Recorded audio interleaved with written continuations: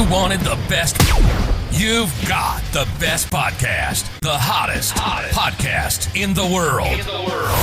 The Chris Voss Show, the preeminent podcast with guests so smart you may experience serious brain bleed. The CEOs, authors, thought leaders, visionaries, and motivators. Get ready. Strap yourself in. Keep your hands, arms, and legs inside the vehicle at all times, because you're about to go on a monster education roller coaster with your brain. Now, here's your host, Chris Voss. Hi, folks. It's Voss here from the ChrisVossShow.com. There you go, ladies and gentlemen. The Iron Lady sings that makes it official. For over 22 years, we've been bringing you the Chris Voss Show. Over 2,200 episodes, 16 years. Evidently, I'm going dyslexic in my old age. We bring you the Chris Voss Show and the CEOs, the billionaires, the White House president's advisors, the Pulitzer Prize winners, all the great minds that have been on the show over these decades. We're doing a coverage right now of CES 2025, so be sure to check that out as well. Go to goodreads.com/Chris Voss, LinkedIn.com/Chris Voss, Chris Voss 1 on the TikTokity, and ChrisVossFacebook.com to see all the Chris Voss Show Facebook groups and all the crazy things that we do over there on the Chris Voss Show. Today we have an amazing young man. We're going to be talking to him about his business, what he does, how he does it, and all the work that he's put into it. Herb Cogliano, do I have that right? Perfect, yes. There we go. Herb Cogliano joins us on the show. He leads his advisory practice by leveraging the scaling up performance platform described in Vern Harnish's book, Mastering the Rockefeller Habits, Scaling Up. He's an international executive business coach, experienced CEO, scaling up practitioner, and professor of the Scaling Up Master's Business course. He's passionate about working with leaders of growth companies to achieve more freedom by creating industrial leading strategies, fostering a culture of accountability, driving flawless execution, ensuring healthy cash flow within their organizations, which is good to have. He professionally was the CEO of Sullivan and Cogliano Designers, a 53-year privately held family-owned technology staffing and workforce solution firm. And in 1983, he founded the Sullivan and Cogliano Education Business. Welcome to the show. How are you, Herb? I'm doing great. Happy New Year to you and your listening audience, and I look forward to a great conversation. There you go. So give us a 30,000 overview of what you guys do there at your company and your .coms as well. Let's get into that. Yeah, so what I simply do is work through how business owners and their leadership team can scale up their company for higher valuation, give the leader and owner time to work on the business versus in it, and then help you reduce drama with clients and employees. There you go. No one likes drama. I mean, maybe some people do. Actually, I think some people thrive on it, but most people don't. Because you got enough headaches, right, in a business when you're doing a business and stuff like that. Yeah. And you know what happens, Chris? We got into this because our business went through struggles and challenges. The more employees, the more locations, the more clients, the complexity to run the business increases and we get stuck. Mm-hmm. Most definitely. So tell us a little bit about your journey through life. How did you become an entrepreneur? How did you get in some of these businesses, in your words? And then, of course, that journey that you went through that you just cited. Yeah, grew up in an entrepreneurial family. My father was the founder of our staffing business, 1966, always talked about work around the dinner table, loved the impact that he had in getting people jobs, gainful employment. I saw how other people reacted to that positive impact that he had on the people and the staff that we work with, and knew immediately at a young age that I wanted to be in business and be an entrepreneur helping people. I'm very focused on delivering purpose with profits. The more profit we have that can keep our company financially stable, that we can reinvest into doing more good things, the stronger our purpose is and the ability to make a difference in the world. Definitely. Why do you feel it's important to make a difference in the world?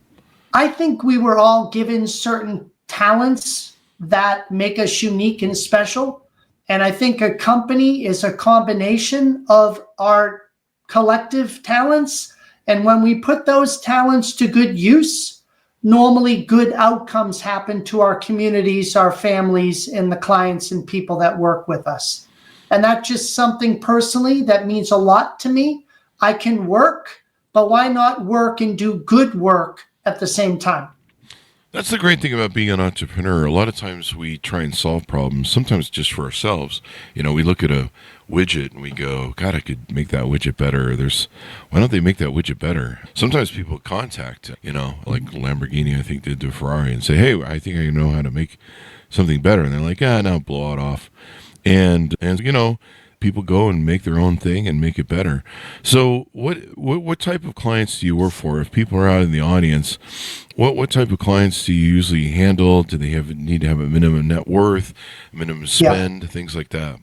My clients are normally companies that are 15 to 200 employees that are trying to get from 5 to 100 million in revenue. I find two goals. The first client under 10 million, how do I get to that $10 million company revenue mark? Mm-hmm. And only 1/2 of 1% of the 38 million companies in this country ever make it to 10 million a year. And that blew my mind that 99.5% never make it. Mm-hmm. And why does that occur? There you go. Why doesn't it occur? Yeah, 3 things. Number 1, we are a lifestyle company, some of us, and we enjoy keeping it small and keeping it very focused, and nothing wrong with that. But we have a group of other people that want to get bigger, but they don't know how to hire, develop, and retain next level leadership. Mm-hmm. They do not know how to deal with scalable infrastructure, more people, more clients, more locations, more complexity. And they don't know how to navigate changes in market dynamics, competition, commoditization. And because they don't change, their business ultimately stays flat or dies. Wow. Yeah. You got to keep growing. So your focus is on the mantra of scaling up. What does that mean exactly to you in your words and what you're trying to do for your clients? Yeah, it's normally a company that is not a startup. They have a company of at least $1 million or more in revenue. So they have at least a proven concept. Okay. But they don't know how to scale into different markets, different products, different territories. And they don't know how to develop the team to help them do that, deal with the financing and cash needs that growth sucks cash, and how to execute properly, keep people accountable, and do it in a way where clients and people are happy. Yeah, it's a challenge.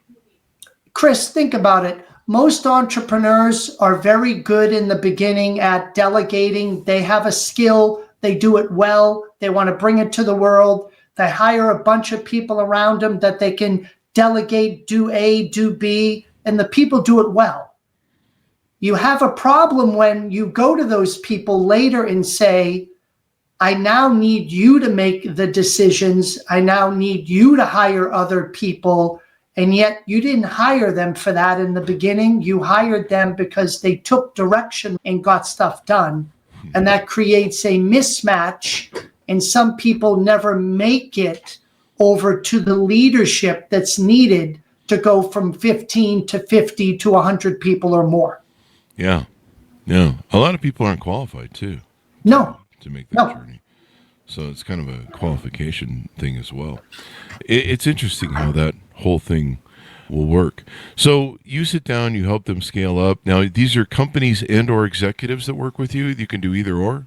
I normally work with business owners and their senior leadership team. They're typically 3 to 5, 5 to 7 people on a leadership team with the owner. And the owner is engaged in the business. They're active owners. But I have quite a few owners that are struggling with succession planning. Ah, yeah. They don't want to run the day-to-day. They want to own the company still, but maybe they want to work in a different area, but they want somebody else to be CEO. And I have several wonderful clients that we've done succession planning that's worked out really well for them, keeping the business and yet keeping it in good hands with somebody that can actually run it. Yeah. Yeah. It's a big thing that people don't realize. I think is one of the issues with scaling up, people not delegating, where they delegate stuff and all that good stuff. They're holding too much of their own power and doing everything themselves. I think that can be a symptom for some of the owners. Some of the owners themselves don't know how to delegate, and some of the owners do know how to delegate, but they don't have the right people in the right seats to delegate to. So it normally can happen in one or both places. And we work with them using tools on how to hire the right people in the right position and delegate the right things that they can be successful. Mm-hmm. Yeah. Delegation is so important in doing work, because so many entrepreneurs, they try and do everything themselves, and you can't do everything yourselves and scale. It just doesn't work. Yep. Yeah. I look at 3 simple things to help an owner delegate. Number 1, are you clear about what needs to be delegated? Number 2, is there a KPI or metric that if you delegated it successfully, that we could measure to know if it was successful or not? And number 3, do you close the loop with regular follow-up meetings and reports for people to be accountable and report out on whether or not they are achieving what you wanted to delegate correctly? When you have all 3 in place, things are good. But have you ever heard when people abdicate? I told you what I wanted. I told you the number I needed, but there's no follow-up. There's no closing the loop on a consistent basis. People will have trouble. They need additional support, additional resources. And I find it's not successful when we're missing one of the 3 items, and it's very easy to help the owner fix that once they realize it. Yeah. I mean, people, they think that they can do all the best work, and they don't delegate. They don't learn to trust their people. I mean, that's why you hire these people, is so that you can trust them, and so they can do their jobs and stuff. So that's really important as well. One thing you talk about is changing a growth path, taking a look at your cash flow, your profitability, and your valuation. And imagine for valuation, you're talking about, the resale potential for your company. Talk to us a little bit about some of those things you work with companies on. If you think about an owner, they're taking 100% of the risk in starting a company and holding on to a company, hopefully for many, many years. And at the end of that journey, whenever it is, you just hope that they're building a value in their company that is really worthy of the time and the risk they put into it. So in order to do that, you need a company that can show consistent growth, whether it's in sales, gross margin, profitability, and cash.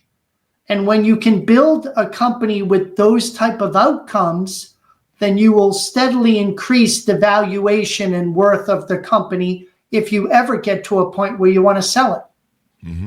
Now, some people don't want to sell, but in our situation, we went through a point where I was growing and I needed more cash. And because the bank saw good numbers, good cash, good profit, I could go to them and get more money to fund the growth that I wanted to do. So it's not always a sale. Sometimes it's funding for additional growth as you continue. There you go. So you can get those maybe potentially future rounds, et cetera, all that good stuff.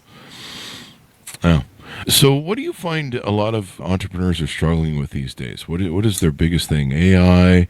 God, what else is there?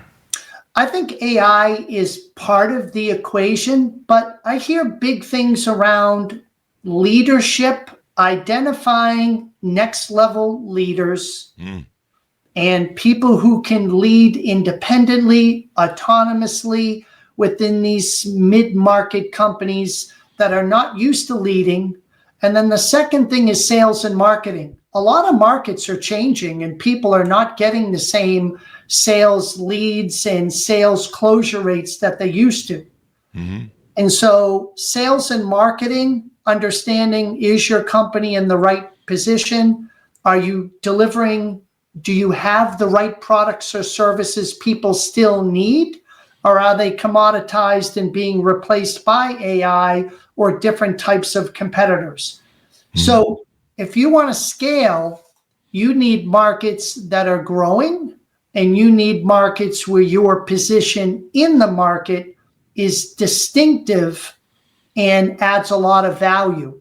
And a lot of companies have lost their kind of positioning, and that's why their sales are off. And we need to help reposition or pivot the company into the next growing market to restart the growth they used to have. There you go. Get that growth going. A lot of people, do you find that they fail to innovate? Is that one of the things that you find with them? I think what's happening, Chris, is that the rate of innovation is increasing. Mm-hmm. So what we used to think innovation was in a small mid-market company 5 years ago has accelerated so much quicker that we need to pick up our innovative pace inside of our companies. And some people are really just getting up to speed. We're behind. Wow. We're that far behind on stuff. Some. Yeah, some. It's a thing where people have got to, stay. You've got to, if you don't innovate, everybody else will innovate with you. You help people instill accountability across their teams and ignite passion. Give us some maybe tips and tricks to utilize there that you can tease out. The first simple thing I ask an owner, do all of your employees know whether or not they had a good day or a good week at work? You would be surprised, Chris, if you went to company, employee to employee, and asked that question, how many do not have specific KPIs or metrics that they measure to tell them whether or not they had a good day or good work or a good week? Wow. And that's leadership's job in hiring a person and funding the person to give them clarity of what success is. If I'm in sales, is it 10 appointments a week and $20,000 worth of sales closed? Mm-hmm. If I'm in customer service, is it a 95% same day response rate and an 85% customer satisfaction rating or better?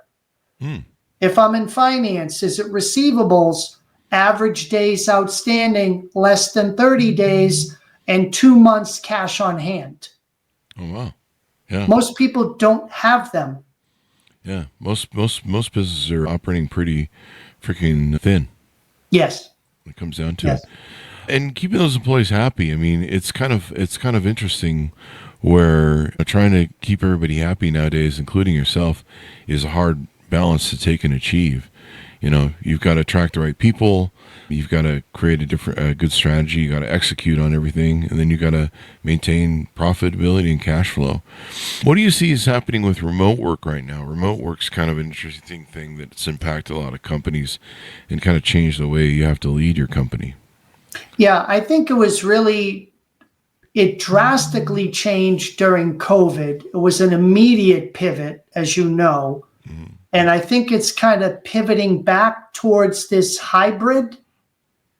I haven't seen major shifts in the last year. I think it's kind of settling on companies have decided whether or not they're going to be an all in the office or whether or not they're going to be all remote. And a lot of them have leaned into hybrid, come into the office 2 days a week, work from home 3 days a week. So I think it took a while for that to settle out for most companies, but I think most companies have made a decision on where they stand, and then the employees are going to make a decision on what type of company do I want to work for, on-site, hybrid, or fully virtual.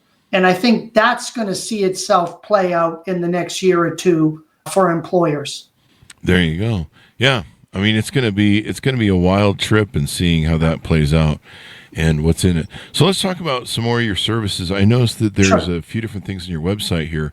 There's a complimentary growth assessment.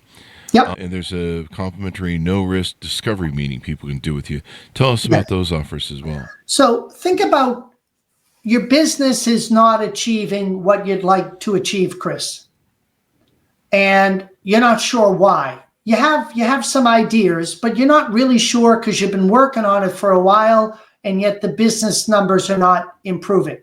If I, as an individual, don't feel well, I go to a doctor, and a doctor, I tell them the symptoms, and they diagnose what's wrong with me and hopefully give me the right medication. Hopefully, yeah.